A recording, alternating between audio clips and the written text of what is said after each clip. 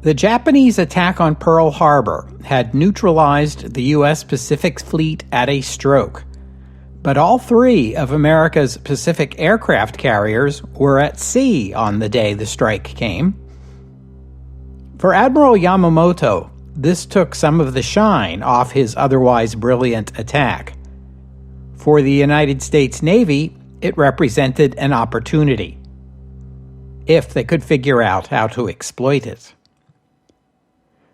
Welcome to the history of the 20th century.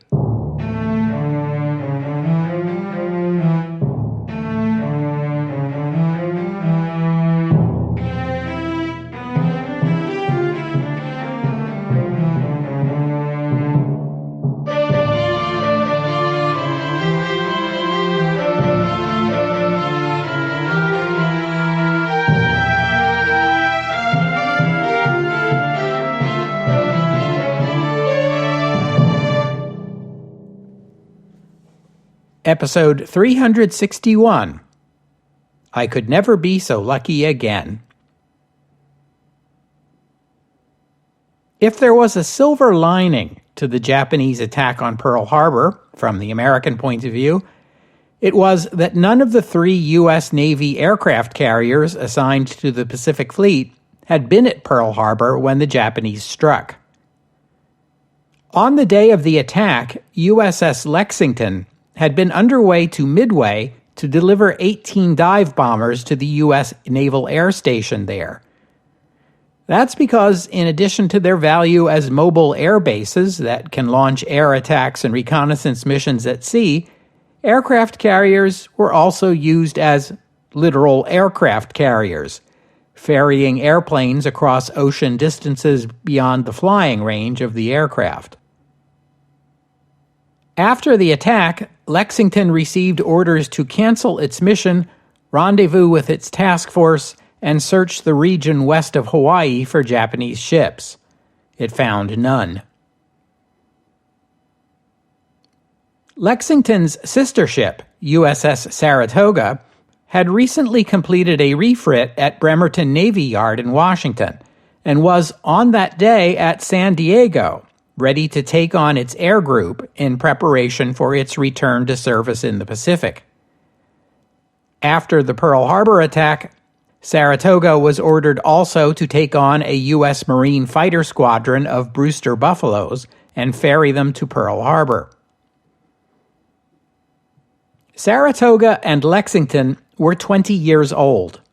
They had been laid down in 1920 and 1921, respectively, and were originally intended to be battle cruisers. Following the Washington Naval Conference, where the United States and its allies had agreed to limit their battleship construction, the two partially constructed ships were completed as aircraft carriers. USS Enterprise, the Pacific Fleet's third carrier, was far newer. Enterprise was a purpose-built aircraft carrier commissioned in 1938. The design and construction of Enterprise and its two sister ships, USS Yorktown and Hornet, had incorporated the lessons the U.S. Navy learned from its earlier carriers. In 1941, they were the pride of the U.S. Navy. Enterprise, as you already know, was just returning to Pearl Harbor from a mission to ferry a squadron of Marine Corps Wildcats to Wake Island. The ship had been scheduled to return on December 6th, the day before the attack, but had been delayed by bad weather. You'd have to call that a lucky break, although it wasn't so lucky for the pilots of the reconnaissance squadron Enterprise had launched on the morning of the 7th. After completing their search patterns, they attempted to land at Pearl Harbor, only to find themselves caught between Japanese fighter planes above and American anti-aircraft fire below. 7 of them were shot down, either by the Japanese or by friendly anti-aircraft fire. 8 airmen were killed and 2 wounded. Radio messages from Pearl Harbor informed Enterprise of the attack and ordered it to launch an airstrike to the southwest, believed to be the location of the Japanese task force that had launched the attack on Pearl Harbor. The American strike force found nothing and returned to their ship, except for their fighter escort of 6 Wildcats. These planes were ordered to proceed to Oahu and land at Hicks Field, where they could assist in the defense of the base in the event of another Japanese strike. Alas, even though they had been alerted that the Wildcats were coming, panicky anti-aircraft gunners at Pearl Harbor fired on them anyway, shooting down 3 of the fighters and killing their pilots. Enterprise arrived at Pearl Harbor the following day, Monday, December 8th. As I say, it was fortunate for the Americans that their 3 Pacific carriers survived December 7th intact. In our time, you will find those willing to argue that Pearl Harbor was a blessing in disguise because it forced the U.S. Navy to rely on aircraft carriers rather than battleships as its primary offensive weapon in the Pacific, at this pivotal moment in naval history when the aircraft carrier was supplanting the battleship as the primary capital ship of a modern navy. There is truth to this, but it's an oversimplification. The main value of aircraft carriers was originally seen as reconnaissance. It's valuable in naval combat to locate an enemy fleet before it can locate you. As early as the First World War, and then later in their war against China, Japan used carrier planes to bomb targets on shore, just as battleships can fire shells at targets on shore. So there's also that. By 1941, naval strategists were beginning to understand the threat that land-based aircraft posed to ships at sea. Anyone who doubted that by December 10, 1941, learned it from the sinking of HMS Prince of Wales. Prince of Wales was sunk in part because it lacked defensive air cover, and here was surely a role that aircraft carriers could fulfill, providing air cover for other ships in their task force. But most of the airplanes on an aircraft carrier are not fighters. They are bombers, meant for offensive action against enemy ships and shore installations. Of necessity, bombers designed to ride aboard carriers must be smaller and lighter, and therefore carry less ordnance than bombers based on land. Would these puny craft be enough to sink an enemy battleship in the face of enemy fighters and anti-aircraft guns? In 1941, this was debatable. Yes, carrier-based planes had proved decisive at Taranto and Pearl Harbor against enemy ships caught by surprise in port, but could they take on a full enemy task force underway at speed on the high seas? This remained to be seen. Enterprise arrived at Pearl Harbor in the evening. Normally, it took at least 24 hours to resupply and rearm a carrier. Task Force Commander Admiral William Halsey worked the crew all night, and Enterprise was ready to depart the following morning. Enterprise and its task force were assigned to patrol the waters west of Hawaii and intercept any further Japanese attacks. On December 10th, their second day at sea, aircraft from Enterprise sank the Japanese submarine I-10, making Enterprise the first U.S. warship to sink a Japanese vessel since the outbreak of the war. Meanwhile, Saratoga was tasked with carrying relief supplies to Wake Island, while Lexington was ordered to attack a Japanese base in the Marshall Islands as a diversion. Unfortunately, Wake fell to the Japanese before Saratoga and its task force could arrive. In January 1942, Saratoga was hit by a torpedo from a Japanese submarine while on patrol. The torpedo caused serious damage, forcing the ship to return to Pearl Harbor and then back to Bremerton for repairs and upgrades. Saratoga would be out of action until June, but it would be replaced by USS Yorktown, which had transited the Panama Canal from the Atlantic and was now available for action in the Pacific. The American carriers spent the following weeks escorting transports carrying U.S. soldiers to American Samoa and raiding Japanese bases in the Marshall Islands, Wake and Marcus Islands, and at Rabaul in the Bismarck Islands. These attacks were generally successful in that the Americans usually shot down more Japanese planes than they lost themselves and did some damage to Japanese bases, though the overall effect on the Japanese war effort was modest. Even so, American sailors and pilots gained valuable experience, the U.S. Navy's morale began to recover, and the Japanese learned that despite Pearl Harbor, and despite their dramatic victories in the first 3 months of the war, the Americans were still very much in the fight. The buildup of American land, naval, and air forces in the Southwest Pacific was a major concern to the Japanese military. The Americans were taking advantage of a chain of islands, Tahiti, Samoa, Fiji, and New Caledonia, which represented stopovers on a nautical highway that ran well to the south of Japanese-controlled regions of the Pacific and linked the United States to Australia. American air and naval forces in Australia could threaten the Japanese position in the East Indies and that all-important oil necessary to maintain the Japanese war effort. In a matter of months, Japan had captured every territory it had yearned for: the resource-rich lands of Indochina, Malaya, and the East Indies. The Americans had been ousted from the Philippines and the British from Singapore.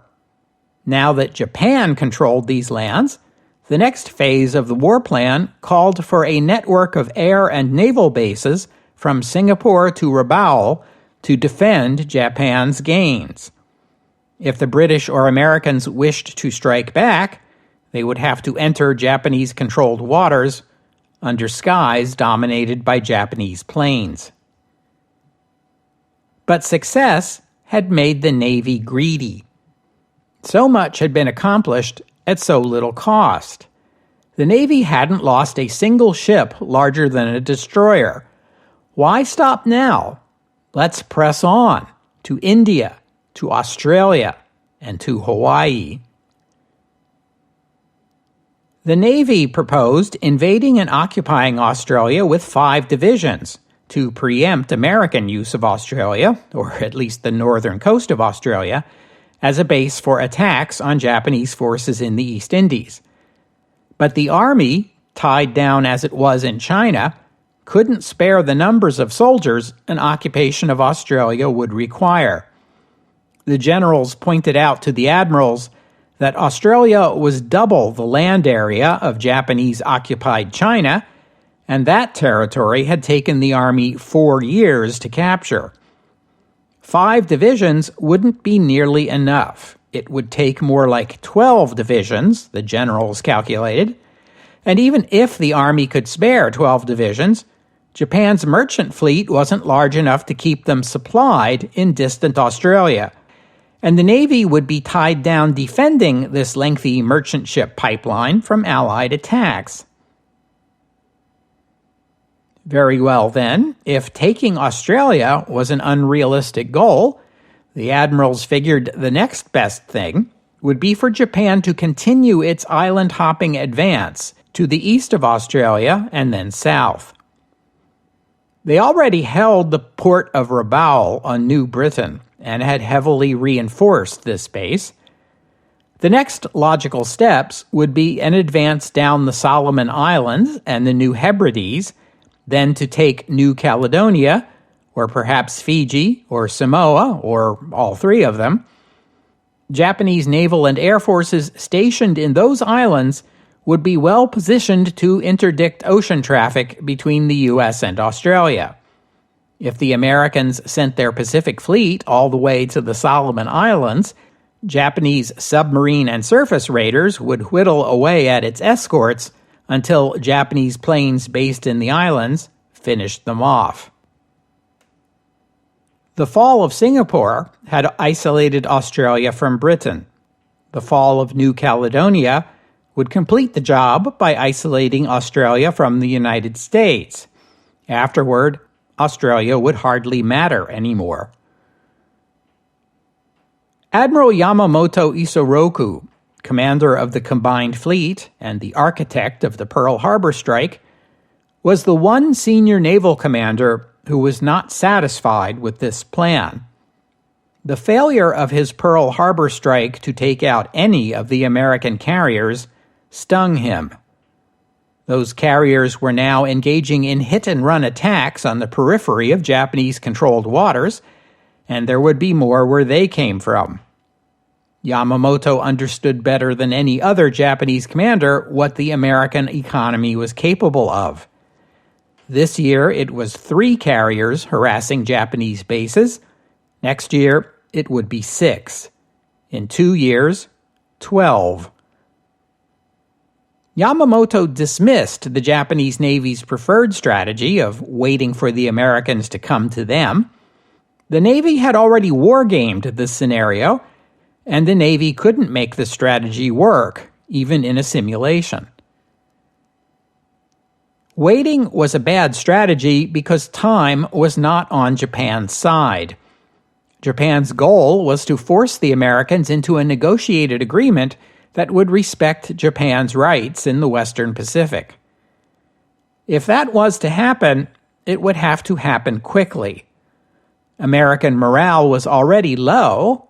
If Japan could sink those 3 carriers, leaving the U.S. Navy with no capital ships in the entire Pacific Ocean, that would further demoralize them, perhaps enough to force the Americans to the negotiating table at last. But how to sink those 3 American carriers? Yamamoto had a plan. The Japanese Navy needed to pose a serious threat to the U.S. in some way, a threat that the Americans could not ignore. It needed to be a threat that would draw those 3 carriers out of Pearl Harbor and force the Americans to venture into the range of the Japanese fleet. And waiting to pounce would be Japan's entire force of 7 carriers. The Americans would find themselves outnumbered. Their carriers would be sunk in the deep ocean, lost forever. The other admirals didn't like that idea. It sounded risky. They only agreed to it because Yamamoto threatened to resign if they didn't, and Yamamoto was the Navy's most popular commander. If he resigned, it would hurt morale and lead to Japanese sailors questioning their officers. The Navy agreed to Yamamoto's plan, but they were in no hurry to execute it. Sometime in June, maybe. But Admiral Yamamoto got the green light to proceed with the planning. Oh, and what did Yamamoto think would be the appropriately serious threat that would force the American carriers to respond? How about a Japanese assault on Midway?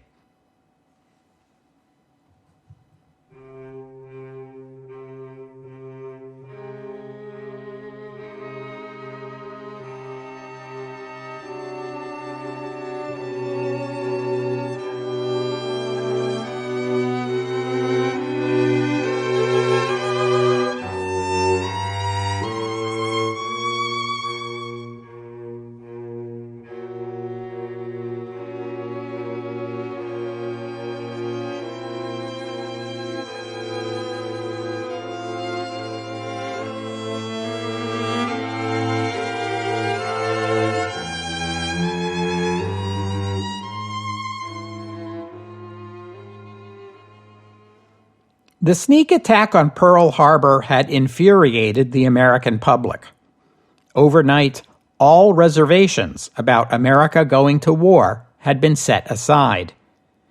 Even after Germany and Italy declared war on the United States, the U.S. government might have committed to a Germany first policy, but the American people were far more focused on revenge against Japan.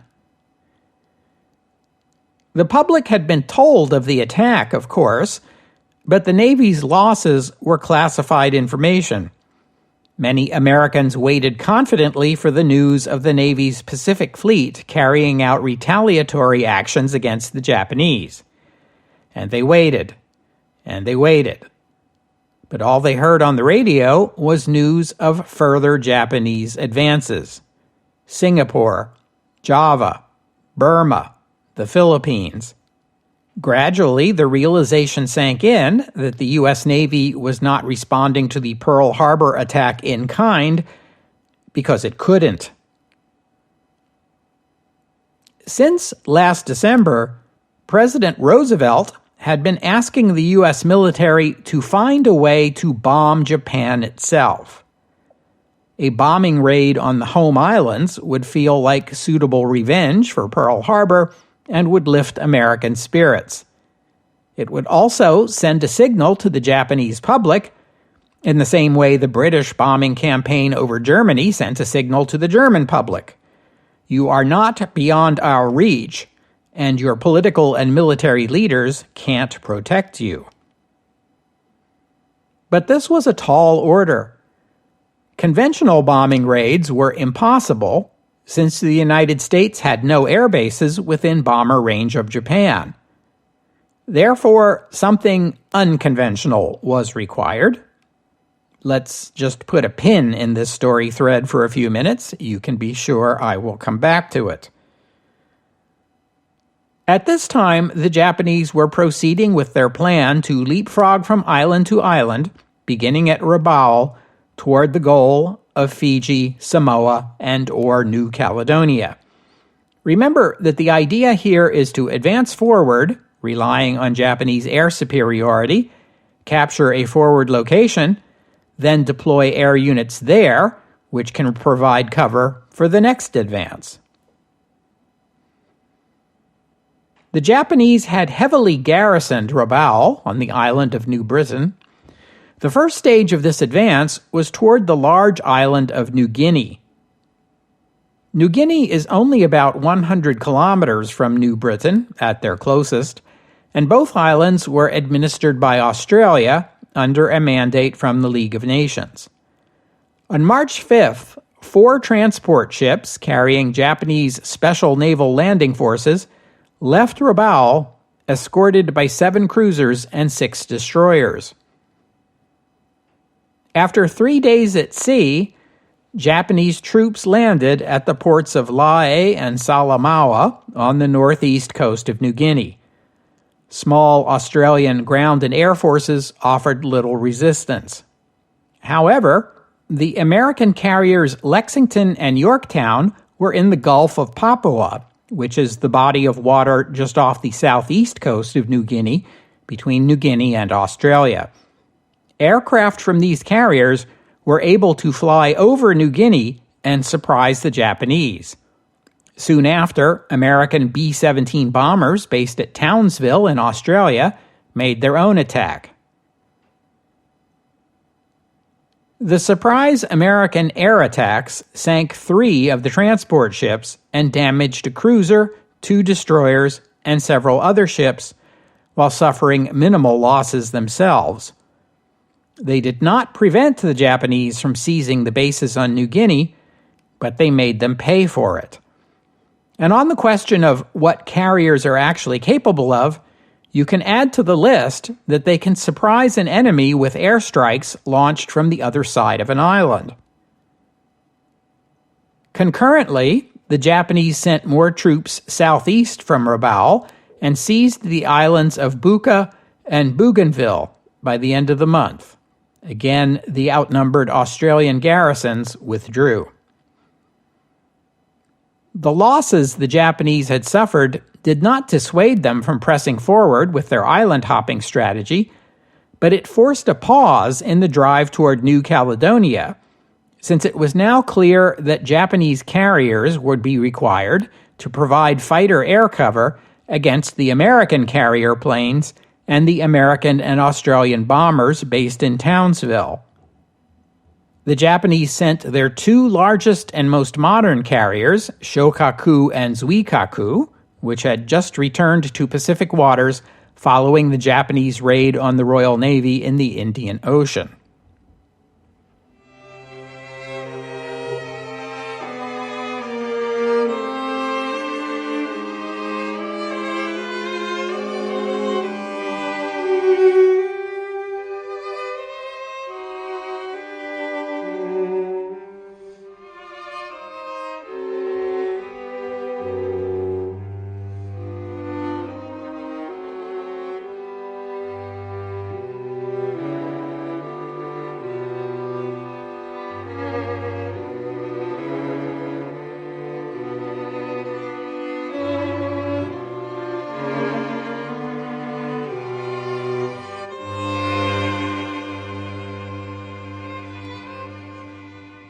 James Doolittle was born on December 14, 1896, in Alameda, California. His family lived in Nome, Alaska for a time. He graduated high school in Los Angeles and went on to the University of California at Berkeley. His college studies were interrupted by the First World War, during which he trained pilots for the Army Air Service.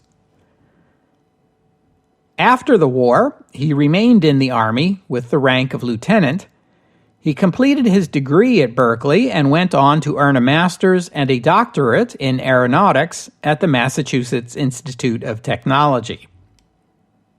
Afterward, Doolittle worked as an aeronautical engineer and test pilot for the military. As a test pilot, he became well known after setting numerous speed and distance records. Doolittle became an early advocate for instrument flying. In the early days of aviation, pilots relied on their eyes to see where they were and the human body's various motion and balance senses to work out their plane's orientation, acceleration, and pitch. Hence the expression, flying by the seat of your pants, which at that time was meant literally. As airplanes became faster and capable of more complex maneuvers, it soon became apparent to Doolittle and other aviation pioneers that rapid maneuvers can confuse and disorient a pilot's senses. Fog, rain, and darkness can impair a pilot's ability to see. Gyroscopes were adapted as cockpit instruments to track the plane's direction and to provide what is known as an artificial horizon, which displays the aircraft's orientation with respect to the Earth's horizon. Radio marker beacons can be placed on the ground to show a pilot when an airplane is properly aligned with the runway and how far it is from that runway. In 1929, Doolittle flew the first demonstration flight in which he took off, flew, and landed his plane on instruments only, with the cockpit windshield shrouded to block out any visual cues. In 1932, he set an airspeed record of 296 miles per hour, and he was instrumental in developing higher-octane gasolines that allowed for more powerful aircraft engines. After the United States entered the Second World War, James Doolittle was promoted to lieutenant colonel in what was now called the U.S. Army Air Forces. His first assignment was to find a way to realize President Roosevelt's ambition of a retaliatory bombing raid on Japan. It was not Doolittle, nor anyone else in the Army Air Forces, but a Navy captain named Francis Lowe, who first hit on the solution. Lowe observed that some of the Army's twin-engine bombers, despite their much larger size, were capable of taking off from a runway no longer than the flight deck of an aircraft carrier. Doolittle and Lowe were assigned to develop an attack plan, and they set to work. They settled on the Army's B-25 Mitchell as the only bomber suitable for the attack. The B-25 was one of the newest aircraft in the American arsenal, one that had not yet seen combat. On February 3, 1942, as proof of concept, they successfully launched two B-25s from the deck of the carrier USS Hornet while it was at sea off the coast of Virginia. All well and good, but taking off from a carrier and landing on a carrier are two very different things, and landing looked all but impossible. Well, after bombers complete their missions, they normally return to where they began, but it doesn't have to be that way. Doolittle proposed that following the bombing raid on Japan, the B-25s would proceed to the Soviet city of Vladivostok and land there. Afterward, the planes could be turned over to the Soviet military as part of American Lend-Lease aid. However, when the Americans queried the Soviet government about this idea, Moscow turned it down. The Soviets had signed a non-aggression agreement with Japan. Violation of Soviet neutrality might draw a Japanese attack on the USSR, which Moscow could not afford.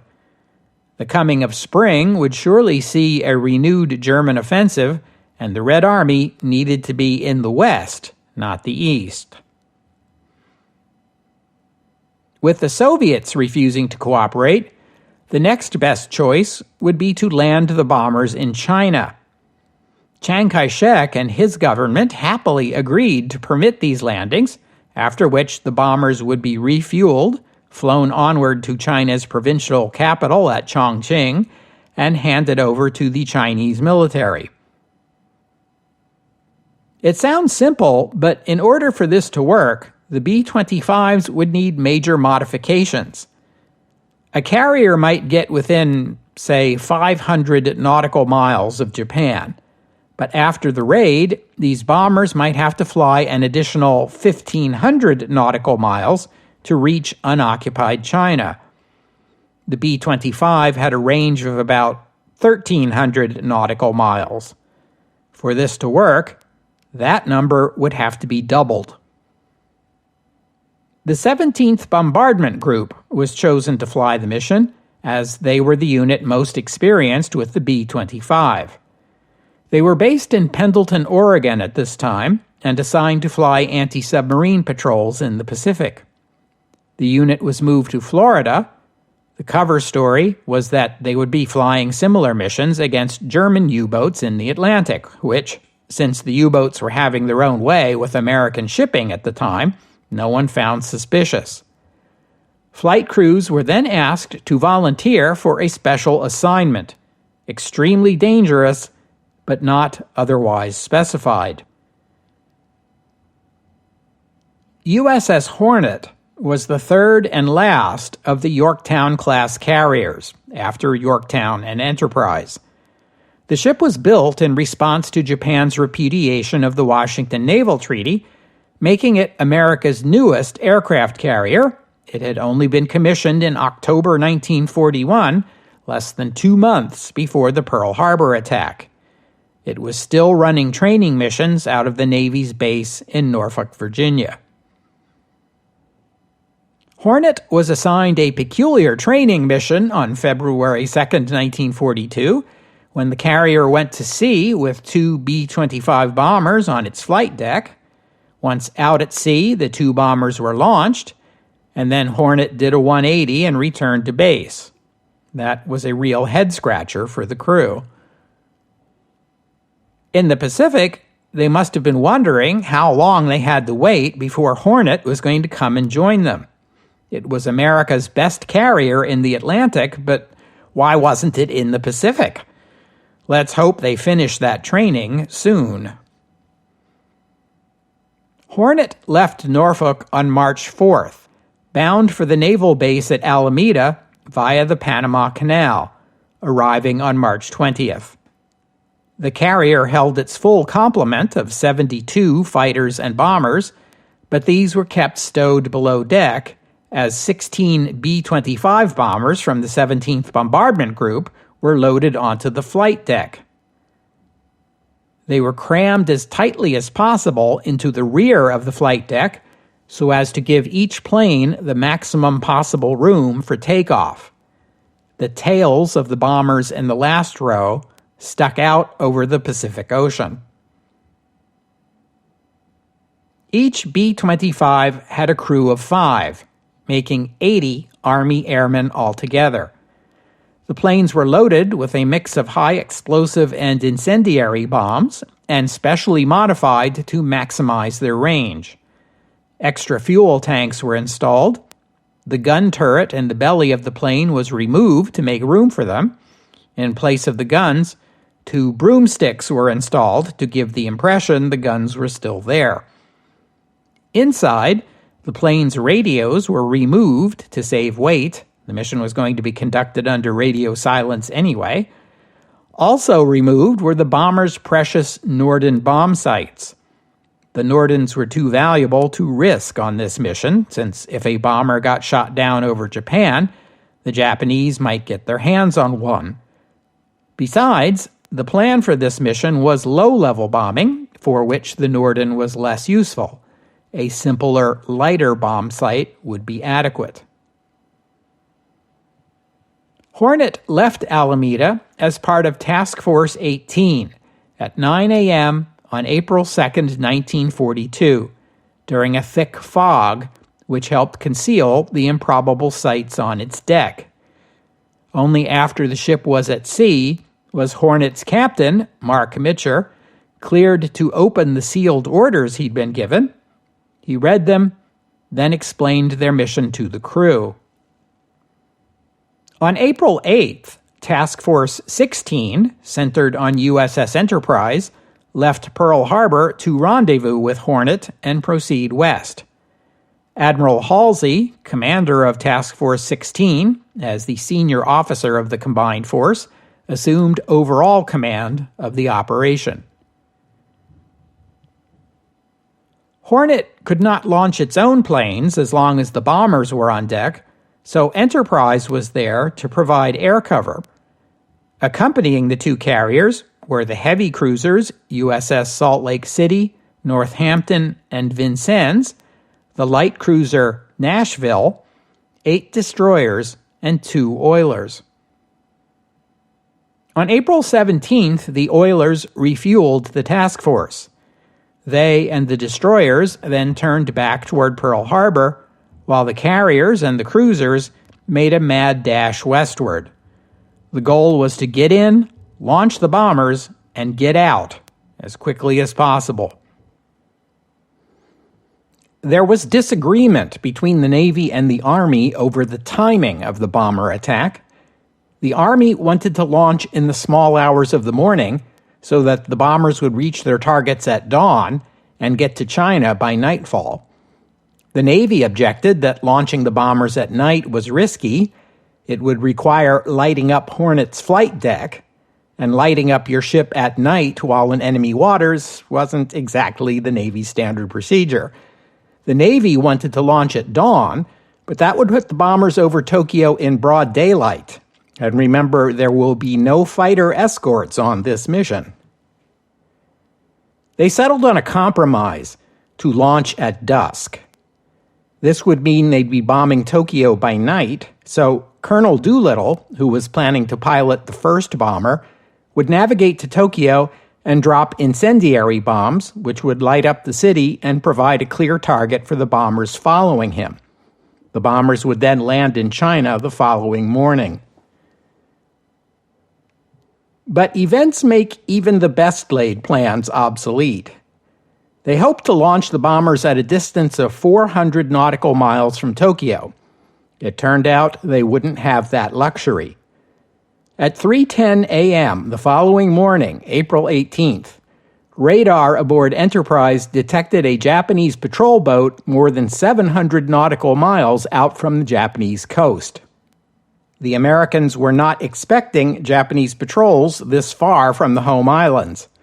The task force changed course to avoid the Japanese patrol, but it wasn't the only one. Finally, at 7:38 a.m., lookouts on Hornet spotted a Japanese patrol boat. USS Nashville was dispatched to fire on the boat and sink it. 5 of the 11 crew members of the patrol boat were rescued by the Americans, but the radio room aboard Hornet reported that the boat had gotten off a signal reporting its sighting of the American task force before it sank. As a side note, we now know that the patrol boat's radio message was received in Japan only in garbled form, and its significance was not understood. But at that moment, on April 18, 1942, Admiral Halsey had to assume the Japanese Navy was alerted to their presence. Enterprise and Hornet were at risk of enemy attack, and remember that its fleet carriers are all the Navy has in the Pacific since Pearl Harbor. The loss of 2 of America's newest carriers was an unacceptable risk. Never mind, they were still almost 600 nautical miles out. Halsey ordered the bombers be launched immediately, adding, "Good luck, and God bless you." Did I mention that none of these pilots, not even Colonel Doolittle himself, had ever taken off from a real aircraft carrier, as opposed to lines painted on a runway in the shape of a flight deck? Well, they hadn't. At 8:20 a.m., 40 minutes after the patrol boat was first sighted, Colonel Doolittle's bomber was the first to take off. This meant it would have less deck available than any of the planes behind it. When Doolittle's plane reached the end of the flight deck, it was seen to go nose down toward the sea. Fortunately, Doolittle was able to raise the nose and climb before his plane hit the water. The other 15 bombers took off without incident. They headed toward Japan, flying as low as they dared over the ocean waves to avoid detection. They reached the Japanese coast about noon local time. The bombers then climbed to 1,500 feet and proceeded to their targets. 1 bomber each was assigned to targets in Osaka, Kobe, Yokosuka, and Nagoya. 2 were assigned to Yokohama, and the remaining 10 to Tokyo. By spreading out the attacks, the Americans hoped to convey the impression that the bombing raid had been bigger than it actually was. The bombers encountered some anti-aircraft fire and a few enemy fighter planes, but the Japanese were mostly caught off guard. Not one of the bombers was shot down. One was damaged, and another forced to jettison its bombs prematurely when it came under fighter attack, but 15 planes bombed their assigned targets. One of the bombers was low on fuel. The plane's carburetors had been adjusted for maximum fuel economy, but on this particular plane, they had been misadjusted. Since the only alternative was to ditch in the middle of the East China Sea, the pilot made the decision to proceed to Vladivostok, despite lacking permission to land there. The other 15 planes headed for China. They were lucky enough to pick up a tailwind, which made it possible for most of the planes to reach the Chinese coast. Had they been less fortunate, they would have had to ditch their aircraft in the ocean and attempt to paddle to China on rubber rafts. Even so, none of the planes had enough fuel to reach unoccupied China, and none of them even had enough fuel to reach an actual landing field. Some pilots made emergency landings wherever they could. Other flight crews bailed out of their planes. One of those was killed. Doolittle himself had to bail out. He landed in a farmer's dung heap, which sounds unpleasant, but at least it's soft. 5 members of the flight crews were in Russia, 1 was dead, and 10 were missing. The remaining 64 were smuggled across the lines into unoccupied China with the aid of helpful Chinese civilians. And a 22-year-old Southern Baptist missionary turned U.S. Army intelligence agent in China named John Birch. You'll probably hear his name again in some future episode, way in the future. Colonel Doolittle considered the raid a failure, as he had lost all 16 of his planes in a bombing raid that had done only modest damage. He expected to be demoted at the least, and possibly court-martialed. Instead, he was promoted 2 ranks to brigadier general and awarded the Medal of Honor. The Distinguished Flying Cross was awarded to all 80 crew members of what became known as the Doolittle Raid. The raid was a tremendous boost to American morale. The surprise attack on Pearl Harbor had been countered with a surprise attack on Tokyo. Take that, Tojo. On the ground, 87 Japanese civilians were killed and some 500 wounded, including women and children. The Japanese government and press denounced the attack. Japanese newspapers interviewed parents of the children killed in the attack to ask them how they thought the Americans should be punished. You can imagine what they said. Still, the raid was a blow to morale in Japan. This was something that was not supposed to happen. The enemy wasn't supposed to be anywhere near the home islands. The Japanese government and military had announced nothing but success after success, and were assuring the public that victory was at hand. In military terms, the raid forced the Japanese to increase fighter cover over the home islands. At the same time, those planes were badly needed to help cover the Japanese Navy operations in the Solomon Islands. More important, the Japanese military had lost face. The Imperial Navy sent ships to intercept the American task force that had launched the bombers, but the Americans escaped.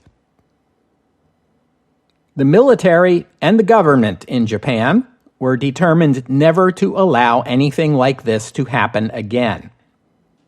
Unfortunately for them, Pacific geography was not their friend. Yes, there were plenty of islands in the Southwest Pacific that could be used to guard the approaches to the East Indies, but there was no similar barrier of islands to the east.